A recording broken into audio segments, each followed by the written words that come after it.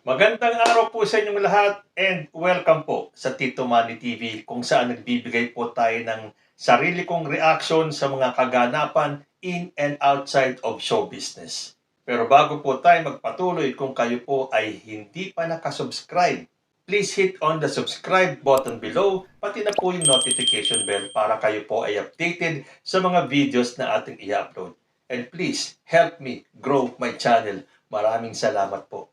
Ngayon po, una kong bibigyan ng reaksyon ay ito pong balita na ito daw si Ogie Diaz ay isang fake news peddler. Dahil noong mga nakaraang araw po ay ibinalita ni Ogie Diaz, ito pong talent manager, actor, artista nga ba si Ogie? O alam ko nag-aartista rin ito na ibinalita niya sa kanyang YouTube channel na hiwalay na daw si Daniel Padilla at si Kathleen Bernardo na ikinagalit ng mga fans ng Katniel dahil lihim daw na nakikipagkita si Daniel Padilla kay Andrea Brillantes. Kaya ito po balita sa Abante, TNT, Katniel fans ng gigil kay Ogie Diaz. Tinatakan na fake news peddler ng mga fans ni na Catherine Bernardo at Daniel Padilla ang talent manager vlogger na si Ogie Diaz. Kaugnay ito sa mga isiniwalat ni Ogie tungkol sa relasyon ni na Catherine at Daniel na ayon umano sa kanyang source at nilinaw na hindi ito kumpirmado. Ayon daw kasi sa kanyang source na naman nagkikita ng palihim sina Daniel at Andrea Brillantes. Dagdag pa niya, pinagseselosan umano ni Catherine si Andrea kaya ayaw nitong makasama sa trabaho ang huli. Pinag-uusapan din umano sa social media ang di umano'y hiwalayan ni na Catherine at Daniel dahil kay Andrea. Dahil dito'y nanggagaliiti kay Ogie ang mga fans ng Katniel at nagtrending siya sa X. Although sinabi naman ni Ogie Diaz na hindi naman daw kumpirmado yung kanyang balita. Kaya lang hindi naman pala kumpirmado. Bakit ka magpapakalat ng balita? Para sabihin naka-scoop ka? Dahil alam naman natin, aminin po natin tayo may mga channel sa YouTube. Kailangan po natin ng views. Pero karamihan naman po kasi dyan sa may YouTube channel ay gumagamit ng clickbait. Yung bang para panoorin lang yung kanilang channel hindi naman totoo yung description nila o yung title nila. Madalas kasinungalingan para lang panoorin ng tao yung kanilang channel. Mali naman po kasi yun. Saka sa estado ni Ogie Diaz, kung mapapansin nyo, Ogie Diaz nowadays is all over show business. Nakikita pa nga natin na siya ay nag-co-conduct ng mga acting workshop. Although question po nila, ano daw ba ang kredibilidad ni Ogie Diaz para mag-conduct ng acting workshop? Magaling ba siyang artista? At ano daw ba ang karapatan niya para magturo sa mga baguhan or yung mag-conduct ng mga acting workshop na yan? Baka naman kasi passion talaga ni Ogie Diaz na magturo sa mga acting workshop. Kasi alam niyo naman sa arts, kailangan po ng passion dun sa ginagawa nyo. And madalas, kung yung passion nyo ay talagang matindi at masilhi, magagawa nyo po talagang magturo. Kasi hindi po lahat ng marunong umarte ay pwede magturo. Parang hindi lahat ng dancer ay pwedeng mag-choreograph. Hindi lahat ng artista ay pwedeng mag-direct. So yung pagiging workshopper ni Ogie Diaz, pabayaan na natin yan. Pero itong pagiging fake news peddler, dito siya kinuyog ng mga fans ng Katniel. Sa susunod kasi, kumpirmahin nyo muna yung inyong balita. Bigla tuloy dumami ang haters ni Ogie Diaz. Hindi naman kasi porke kayo ay sikat na showbiz reporter or personality, ay pwede nyo nang gawin lahat ng gusto ninyo. Ayan, tinamaan katuloy. Panay ngayon ang paliwanag mo na sinabi mo naman na hindi kumpirmado. Yun na nga hindi pala kumpirmado. Bakit kayo maglalabas ng ganyang balita?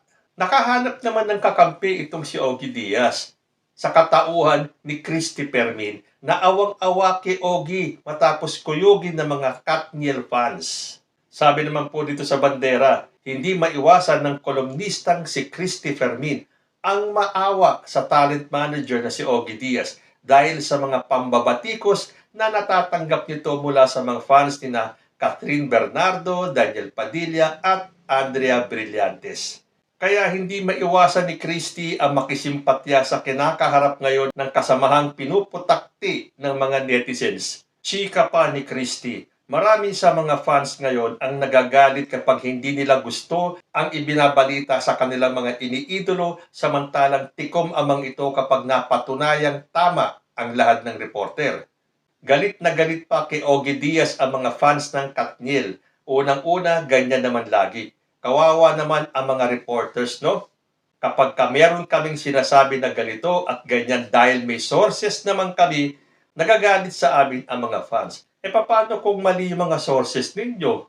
Sa bagay, show business po yan. Unahan po ng scoop yan. Lalo na ngayon sa social media, pampadami ng views yan So kahit na hindi kumpirmado yung balita mo, pero para sa iyo juicy yung inyong ibabalita, lalarga ka talaga. Dahil madali naman humingi ng sorry o madali naman magpaliwanag kapag ikaw ay binatikos o kinuyog ng mga fans tulad nga ng nangyayari ngayon kay Ogie Diaz. Sinabi pa ni Christie, paano daw pagkalipas ng ilang buwan o taon na totoo naman pala ang sinulat ng reporter o sinabi, hindi naman nila sinasabi na, tama nga kayo, totoong-totoo pala. Walang ganun. Pagtatanggol naman ni Ogie Diaz sa sarili niya, may naibalita lang kami na sinabi naman namin na di pa confirmed at sana di totoo, fake news peddler na raw kami. So pag tama ba kami, sasabitan nyo kami ng medalya? Huwag na kasi magpa-justify pa Mali talaga yung magpapakalat kayo ng balita na hindi pa kumpirmado. Paano yan? Binasag na daw ni Daniel ang espekulasyon na hiwalay na sila ni Catherine nang ibandera nito ang video ng kasintahan para sa preview kung saan siya ang cover. So pinatunayan lang ni Daniel Padilla na fake news talaga ang inilabas ni Ogie Diaz. So sana dumating yung pagkakataon na maging totoo yung ibinalita ni Ogie Diaz para sabihin niya na I told you so.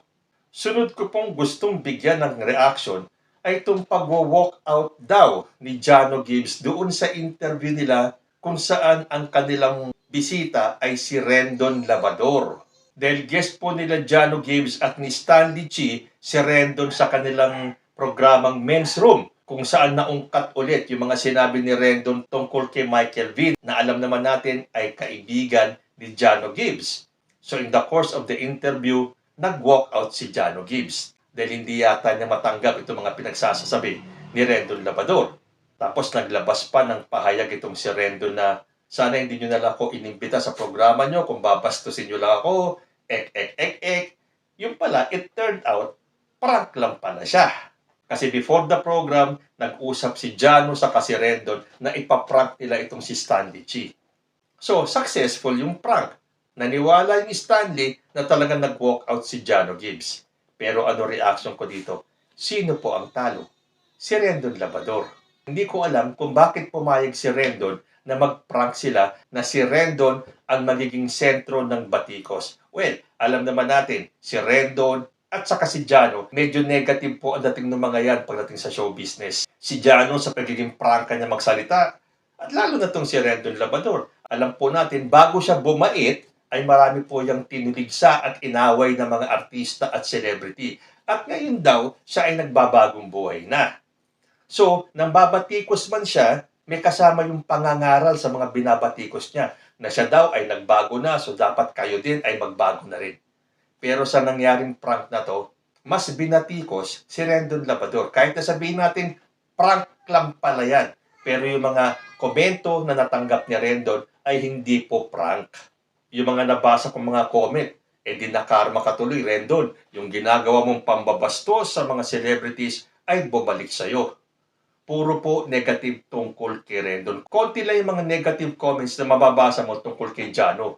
Nabastos daw ito, although may sinasabing karapatan din naman daw ni Jano na mag-walkout dahil hindi niya nagustuhan yung mga sinasabi ni Rendon tungkol kay Michael V. So ito naman si Rendon, sinasabi niya na nung siya ay palaaway, galit ang tao. Ngayon nagbago na siya, galit pa rin ang tao. Ang sinasabi nga ng netizens, karma mo yan. Hindi porke ikaw ay nagbago na, makakalimutan ka agad yung mga ginawa mong negative.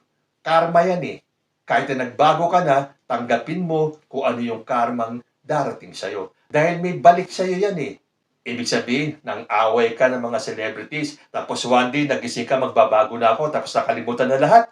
Hindi eh. Hindi ganun yun eh. Iikot muna yung karma. Babalik muna sa'yo. And then by that time, kapag nalaman ng taong bayan na talagang ikaw ay nagbago na, baka magbago na rin ang tingin nila kay Rendon Labrador. So, ang reaction ko dito sa prank na to, hindi dapat pumayag si Rendon sa prank na yan dahil siya lang ang lalong nalubog. Nakikita naman natin ngayon ang pagsusumikap ni Rendon na ipakita na siya nga ay nagbago na. Nababasa natin na may mga tinutuligsa pa rin siyang mga celebrities pero andun na yung kanyang pangangaral na magbago na itong mga ito dahil siya daw ay nagbago na. Pero syempre, karma will always hit us. At yan, napatunayan natin diyan sa prank na ginawa ni Jano Gibbs at ni Rendon Labrador na ang tinamaan talaga at pinuntirian ng negative comments ay si Rendon. Pero sana Rendon, ituloy mo na yung pagbabago mo. Yung totoong masasabi ng tao na ikaw ay isang motivational speaker. Pangatlong issue po na gusto kong bigyan ng reaction, napanood nyo po ba yung episode ng It's Showtime kung saan gumamit ng AI o ng deepfake itong sina Vong Navarro, Teddy Corpus at saka si Jugs Jugueta. Tama ba yung pagkakapronounce ko sa pangalan mo, Jugs? Dahil doon po sa kanilang routine, dito po sa magpasikat sa It's Showtime, para pong nabuhay ulit sila Dolphy, Babalu, Redford White at yung napakaraming mga komedyante. Makikita natin na kahit matagal na silang namayapa, sila ay gumagalaw, sila ay sumasayaw, sila ay kumakanta. Makaantig damdamin, lalo na po sa mga kaidaran ko na inabot lahat ng pinakita nilang mga komedyante. Kaya nga ho, mangiyak-ngiyak si Nova Villa dahil lahat daw ng artistang ipinakita, lahat ng mga komedyante na kahit namayapa na sila, nakita natin sa telebisyon na gumagalaw. Kaya po napaiyak si Nova Villa. It is a fitting tribute. Napakaganda. Kung sino man ang nag-isip ng routine na yon para kanila Vong Navarro, saludo po ako talaga. And I heard na sila ang naging champion dyan sa paligsahan nila na magpasikat kung saan ang mga host nila ay nagpasikat sa kanilang mga routine. Alam ko na kagad, walang tatalo sa ginawa nila. Maliban kanila Dolphy, Babalu, Redford White, nakita rin natin sila Bert Tao Marcelo, si Miss Tapia, si Chaposit, si Yoyoy Villame, Willie Nepomuceno, Rene Requiestas, Kuya Germs, at marami pang mga artistang nagpatawa at nagpaligaya sa atin sa kanilang brand of humor na sadly, hindi na po natin makita sa mga komedyante natin sa ngayon. No offense meant po. Mas malinis po ang klase ng comedy nung araw kaysa sa ngayon.